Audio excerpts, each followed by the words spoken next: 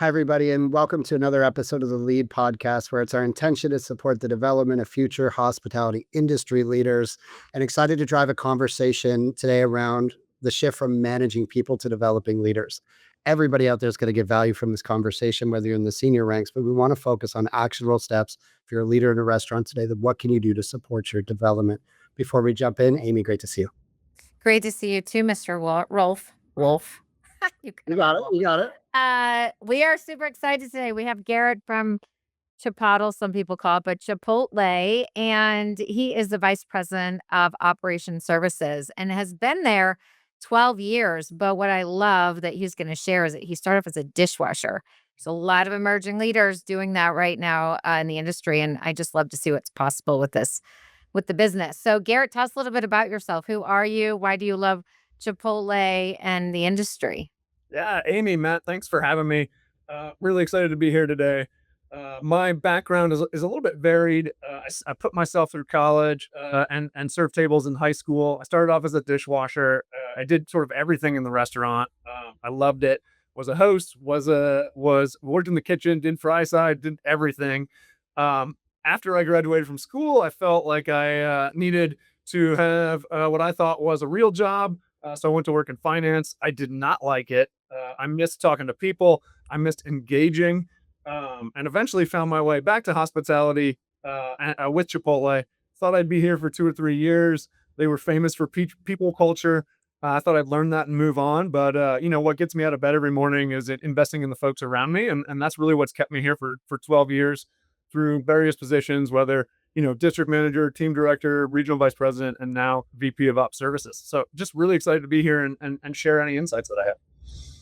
I just kind of jump into that side, being famous for people and culture. So anybody listening right now, and we can read this in financial reports for Chipotle, we can read this in culture articles, we can follow all the information that's out there around what it means to work inside one of your locations. But being famous is something to really be proud of. So let's unpack this a bit, because the first question I have for you is, a lot of organizations talk about really focusing on people and culture, and some actually execute and do it. What do you think separates, whether it's an independent, multi-unit, or large global national chain? What separates people who have a good company culture from ones that really commit to their people? Absolutely. I mean, I think it is incumbent on everyone in the organization to not just have the values posted on the wall, but to live them every day and understand what they mean to you and why they're important. I mean, I think great leaders talk about the why a lot. And we've been challenged through, I've not, been three CEOs at Chipotle, and each and every one of them said, you are responsible for culture, and really put that back into the field and said, each of you needs to create that in your restaurant, with your team, in your group, whatever it is. But each and every person in the organization, 130,000 people, is responsible for those values, not just living on the wall. Can you share some of those tactics or things that you've done to create the strong culture, and also how you train it to others, right? I mean, a lot of people say, like, my boss is in charge of culture. No, it's everybody that walks in the door is responsible, to your point, Garett. So how do you help that bleed throughout the organization? Yeah, I think it goes back to what I hear often on this podcast is setting a clear vision, really understanding where we're going and explaining why that's important. We love investing in people because we want to make folks the best version of themselves.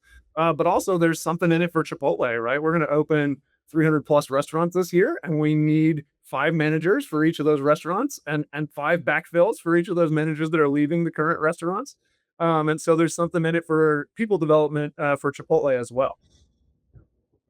One thing I love to hear in that is just the consistency of message, right? To go back, three CEOs, consistent message. And these are things that we hear all the time, that we need to communicate our vision and our why, but the repetition isn't there often.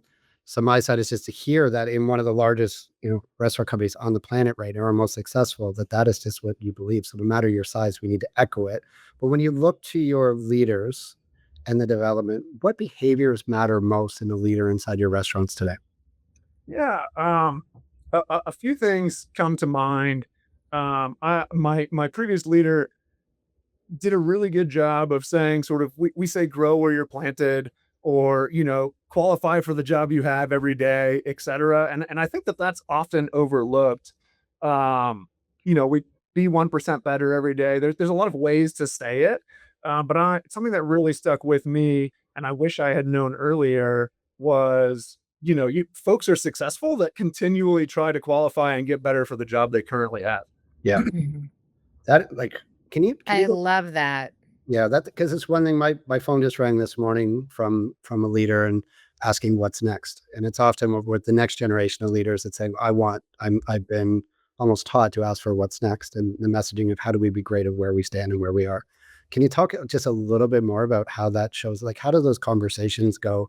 How do you get people to realize that I need to be great where I am, not just be asking for what's next? Yeah. I think in my field experience, operators tend to, I don't want to say excuse behavior, but they read into the story. They believe the story that's told them. Oh, this person's new, they'll be good eventually. Oh, they're taking over a tough restaurant.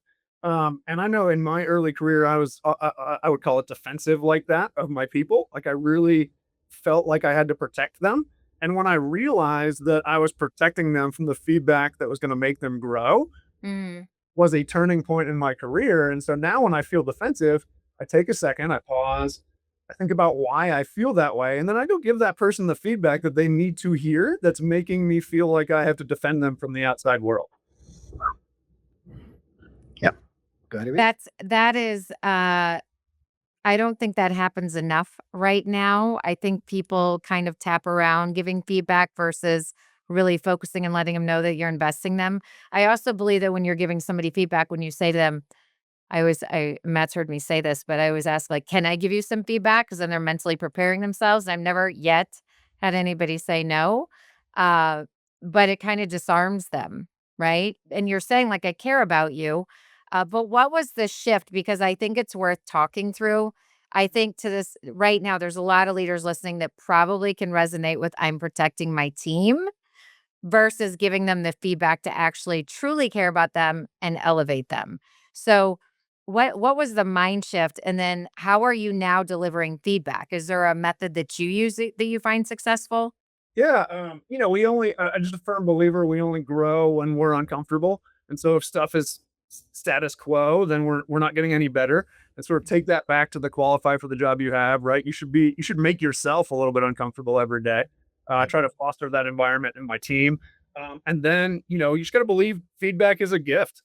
And something I tell my team all the time, um, feedback is everything, and everything is feedback, right? It's a skill to solicit feedback. It's a skill to sort of look for feedback in the sort of day to day around you, and what you might need to be working on. And so part of getting better is stretching that muscle as well. And we don't often think of soliciting feedback as sort of a skill that I need to practice. Feels like, oh hey Matt, what feedback do you have for me today? And Matt goes, oh man, you're good. I'll see you next time, right? And no one has grown, no one's been uncomfortable, no one's sort of qualified or earned the job they have today by having that conversation. But having a real, and I don't like calling them tough conversations. I only call them honest conversations because every conversation should sort of be tough and honest, right? If you care about someone. And so really was that mindset shift for me. I care about my team, so protecting them is not helping them grow. Therefore, let me give feedback in the moment. I think it's just the best way to do it, right?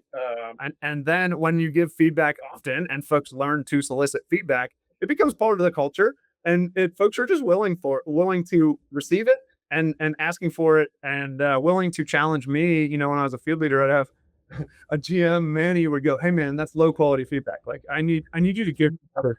That's important." Sorry, field leader is our title for district manager. He would give me a hard time if I was too easy on him. Once we sort of instilled that culture in our team. Yeah, the trust built, which Yep. which is the most important because then you can have the healthy conflict or give the great feedback. Let me ask you something because you're a rarity, but there's a couple out there like Jack Gibbons who runs from Burner Society and some others. What leadership skill do you have that sets you apart in your development, feedback and all of that you're talking about included, that got you from a dishwasher to the seat you're in? Oh, Because a lot of people get stuck. They get they get in their own way. They think they should be promoted like you and Matt were talking about when they're not actually doing the role that they're in well, right? And there's this kind of like I earned it versus actually going and doing the work. So I'm curious, like what sets you apart from going from that dishwasher to the VP role? Yeah. First I want to sort of caveat that with success isn't linear, right? It's really easy to hear that story and go, "Oh man, it was only up," right? Because I can tell you from my 20 years of experience in the industry that is not the case, right? And so I think the thing that I learned late that I would have liked to have known earlier, or sort of twist the question a little bit, is, and that has helped me really accelerate towards the end of my career or the recent years. Um, is others folks perception is their reality, right? And so it doesn't really matter what I think. Making folks better, I really need to get in their heads. To your point, Amy, once I've built the trust, I really need to understand where they're coming from in order to give the most effective coaching, and make people better, right? And so I think that has been one of my unlocks, uh, that I think I've really worked on to become my strength, is really understanding where folks are coming from in order to help them, affect change in themselves. Mhm.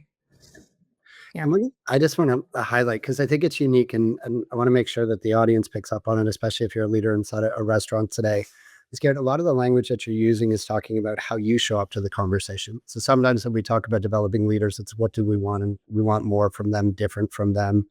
They how are they meeting our goals? But what you shared, there are a few different times that showed up for we're famous for people and culture. We share our vision and our why, and I'm in control of how I show up to feedback. And I think it's just a moment just to pause and take that in with the success that you've had, because that hit me right in the face. I'm like, it just was a different frame to consider it. So I just hope that people take a moment. We're in control of how we show up to the conversation. When you're looking at leaders today, what are some of the skill sets that you find might be lacking or have the opportunity for development? Like if you're a leader there, say, if you just focused on this one or two things, just double down here, it would have a really great return on time or investment for a leader in a restaurant right now. Yeah, I actually uh, just talked about this at our all manager conference. I think it's really easy to jump to the next topic nowadays. Everyone's got short attention spans, myself included. Wow. Uh, in order to drive alignment, you have to deliver the same message consistently over time. I Uh, call that the chief repeating officer. Yes, Yeah. yes, and I think folks are looking for the next thing to solve the problem, right? No one's out there trying to do a bad job. They're looking for, okay, that didn't work. How do I solve it over here? And if they would just stay on message consistently, especially if you're general manager day after day, if you're a district manager week after week, et cetera, right? Like if you just stay on that message, and the higher you go, the thing that I have found that sort of stinks is the longer you have to stay on that message. Yeah. And like, I really want to go, oh man, okay, what's the next problem I want to solve? But we haven't solved the first one yet. And so I have to stick on that message. I have to make sure that I'm maintaining and driving alignment there. And I think that in my career often takes longer than I think it will. And so don't jump to the next thing. Solve the first problem. Talk about the hows and whys, drive alignment, make sure that everybody is moving in the same direction, and solve that problem, and then move on to the next one. So what happens when that doesn't work? That's when we give some really direct feedback and we go, hey, I think we need to continue to talk about the last thing. Yeah. I think in my experience that if you're truly explaining hows and whys in order to gain, alignment, then folks around you generally want to do a good job, right? And Yeah. so they're Or you gonna have the wrong person. right, they're gonna do the thing that you care about, that you're talking about, right? Yeah. And you just got to stay on that topic until you're making incremental progress Mhm. over visit and get to the goal. I love that. When you are in the restaurants and you see things, I think this is important. Leaders to adapt. Like, do you go through? Do you give it directly to them, the GMs in the restaurant? You're like, hey, Matt, blah blah blah is going on in your restaurant. Let's talk about it. Do you go through the leadership? I'm more of a immediate impact leader where if I see something, I say something, and then we'll have a conversation like, what do you need to, how can I support you in fixing it or addressing it? But do you have any processes and or leadership styles when you go into the restaurants that others can learn from you? Since you have, right, you probably don't get to a lot of the restaurants maybe once a year, if some at all. And so, what does that kind of look like for you when you're in one and the impact, but also your leadership style in them? Because I think to get to your level, the leadership style is so important. Yeah. I think it's a combination of things, right? I'm with you. Let's solve the issue in the moment. Let's make sure that the food tastes great right now, right? And then it's having the I think it's the follow-up conversation of, hey, how are we gonna make sure that whatever we saw today, doesn't happen again? What are the steps that you're gonna implement? And I think two things that folks fall down on is they'll give the plan. Someone will say, "Hey, I'm going to do these 3 steps," and where we miss is we say, "Okay, by when?" And we don't say by when a lot.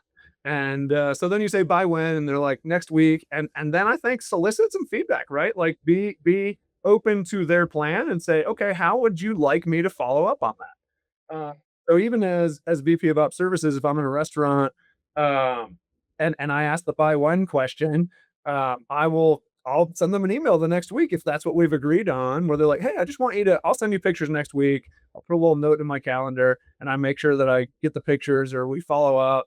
So I think that there's simple ways to do that, but making sure you're asking for by when, a time, right? And then number two is follow up. That's how you build trust. To your point earlier, Amy, is do what you say you're going to do. So Hmm. told me when I should follow up. Here, my commitment to you is that I'm going to do that, and that's a chance for recognition. So you give them a big high five when they've done the thing. You go, great job, thanks for taking care of that, Amy. This it looks amazing. Can't wait to see that next time. I'm here, or keep doing it, or whatever, right? And so I think the time bound and the closing of the conversation are critically important, and they're just steps that we're all busy. We all in hospitality, there's 100 problems today, right? Like we're on to the next one. Let's slow down and fix the one in front of us that we just talked about, and make sure that we fix it forever. Yeah. Fix it forever. Hashtag. What you got, Maddie? Well, it sounds like that's cultural, the by when side. And I think like all I do is sit in meetings, and I think it's missing so often. It's where's the accountability and expectation? How like did it take time? Is that culturally across the organization? And what's the impact? Like really, because I find that leaders are stepping over that because we're rushing agendas, we're rushing meetings, we're having great conversation without accountability. But what did it really take to get that in place organizationally? And then the other side you shared at the end, which I think is the brilliant side, it creates opportunity for recognition, not just management of tasks. But can you tell a little bit about, because what I want people to see is we've got to close with expectation, but also how do we highlight and celebrate recognition? What does that look like for you? Yeah, I think you push that through the organization. There's nothing better than shoulder to shoulder coaching. If Amy were in a restaurant together and you fix the issue, and we're talking to a district manager, I'm like, hey, so how would your approach be different than what Amy just did, right?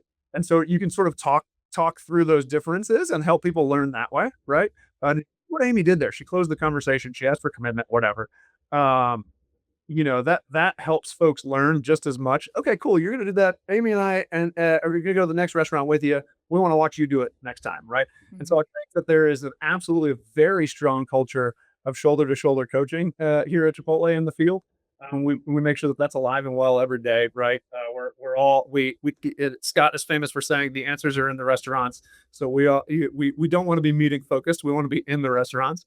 And then recognition, I think, is something that is we try to sort of make pervasive in the culture, but you can see a lot of it on LinkedIn. You can see a lot of it sort of in our restaurants. But there's those little moments, chances for recognition of like, oh man, you cut this chicken perfectly, great job, right? It doesn't need to always be an award, but really sort of going into the restaurant, approaching your walk with a positive from the positive, trying to find great things happening. Yeah, you'll need to fix some stuff along the way, but you'll have 100 chances to say great job. When you say, hey, this chicken is cut perfectly, they are more likely to do it that way next time than if you, oh man, this sucks, you're terrible. Do it better next time. right? Like that just never works. And so I think taking the moment for recognition and understanding that that's a way to sort of gain that alignment that we've been talking about the whole conversation is like, oh man, this looks great today. Great job. They're gonna do it again next time because recognition feels good. They'll remember that moment. Yeah, we have a company celebration chat on we use Gchat and Gmail, but the teams will have contests on there. And when somebody does something, we get a shout out. But if they get a great secret shopper or a great health, and you celebrate that. And to your point, Garrett, it's telling them and setting the stage for what excellence looks like. Cause then everybody knows that's what winning is. And so everyone all of a sudden rises, and it's really driven through positive recognition and performance. So I love that you guys do that. That's great. Yeah, and if I'll give a plug for the future leaders out there, selfishly, it feels good to recognize too, right? Like it's not, it's for the folks on the receiving end, certainly, right? But it also makes your day at work better to go and sort of lean into the positive and say, hey, let me find what's right today.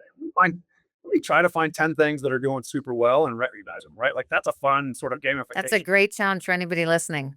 Yeah, that's a fun way to go through your day rather than the other. Yeah. Yeah. Yeah.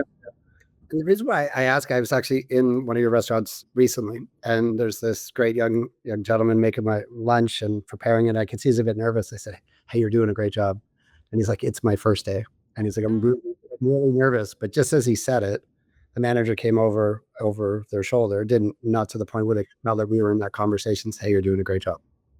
And for me, and you could see like I could see their reaction as positive to them, but the smile. And I joked with the young gentleman. I said, "Hey, you got great teeth because you just smiled." So why? But it was a live interaction in the middle of a lunch rush, and off we went. Yeah, and you have the chance to create a memory that lasts a lifetime. Like that person is going to remember that forever, right? We've all had folks that believed in us in our career, and we all remember those little moments where they say, "Hey, good job," and So anyway, thank you for that, Matt. I mean, like that means a lot that you're taking care of our crew members as well. Yep. So I want to get into two rapid fire questions as we get to the close of this episode. We always want to leave tactical steps, but if there's a leader out there in a restaurant, what would you recommend they do to take control of their own development, to take ownership of it? Yeah, I'd say practice the skill of soliciting feedback and think about always qualifying for the job you have, getting better at your current job every day. And if I have to give a third one that we haven't talked about yet, be relentless in helping other people achieve their goals and grow into the person that can help folks achieve their goals, and you'll achieve yours. Love that. And then one final question is, how could somebody ask, what in your experience has been some best framing for people to go and ask for help? There's somebody out there saying, I want to ask for more direction. I want to ask for more mentorship. I'm watching this, but I want to go to people that are inside my four walls. What's a recommendation for somebody to take that step and be brave and reach out?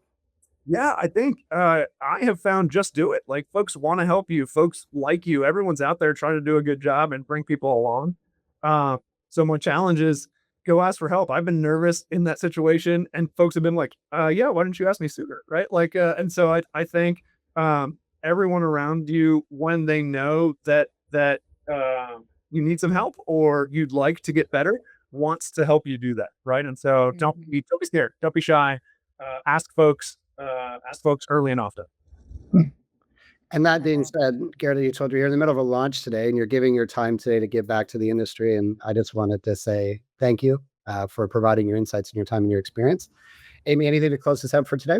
Super lucky and grateful you were on today. We appreciate your time. Like Matt said, you're getting dinged right and left because you got a big rollout today. So we'll have to go try it. But amazing shares that I think everyone will have some great takeaways. So thanks for volunteering your time and being on lead. We appreciate it. Thank you guys for what you do. It's a great podcast. We'll talk soon. Thank you.